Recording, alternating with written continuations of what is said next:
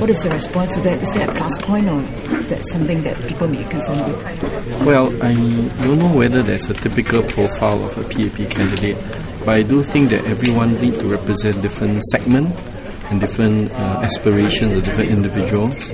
Not all of us are able to progress in a standard manner, being able to complete everything according to schedule and according to a prefixed plan. The key thing is to have candidates in the PAP that is able to understand and empathize with the needs of different individuals who have different needs and different abilities. Some of us may be able to progress faster. In this society, I think we reward that.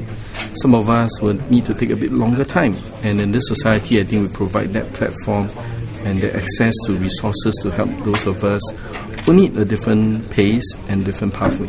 But personally, do you think that is actually a plus point when it comes to maybe when residents have problems and agree?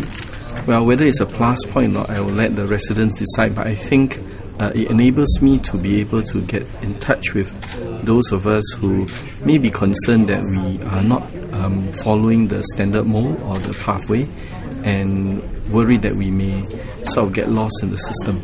So would you say the segment of Singaporeans you represent is the late bloomers?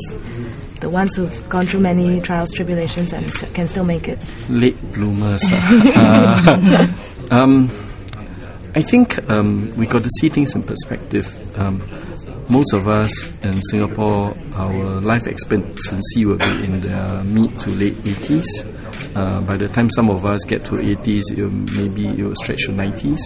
So for many of us who today consider 40s or 50 being old, you will realize that it's only halfway through the whole journey.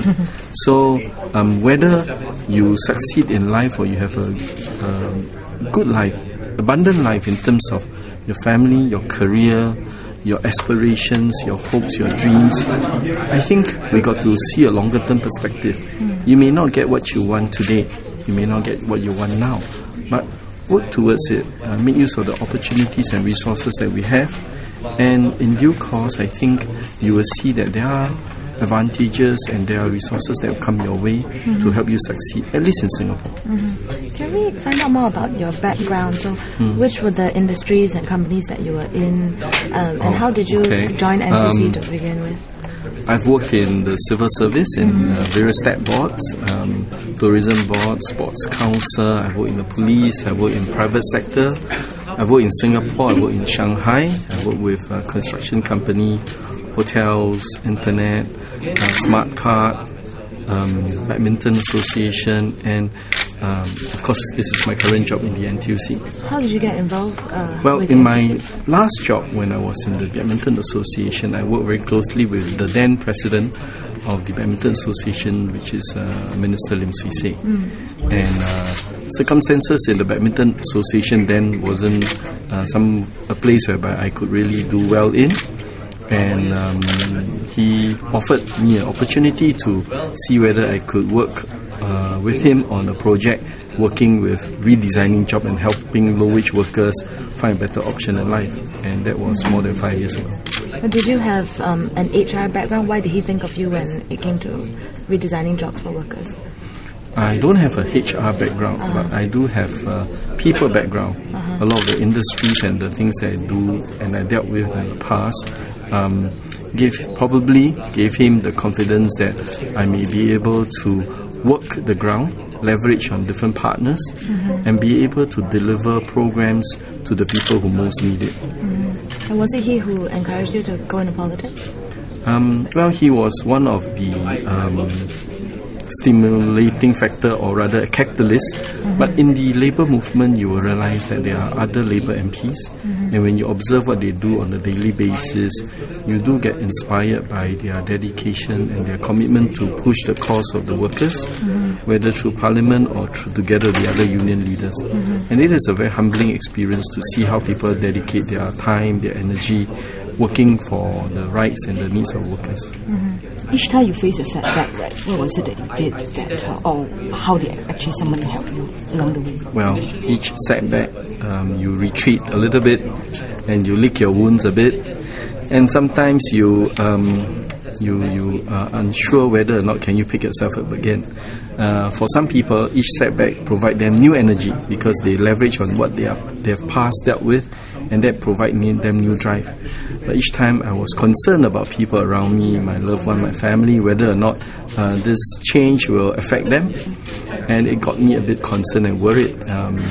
But I was encouraged by my family and the loved ones that they will support me regardless of whatever decision I make, and that provided me that support to know that whether I achieve much or little, there is always a family to go back to that will embrace you for whoever you are.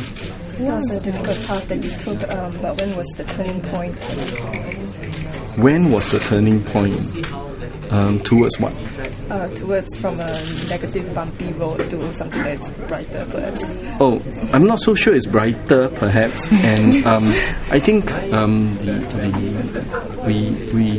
the moment we assume that things stabilize, that's where we fall into complacency. Chinese has a saying called 居安思危. When you think that you are at peace and things are moving along fine, you should consider what are the things that will come along and upset you and will change circumstances for you.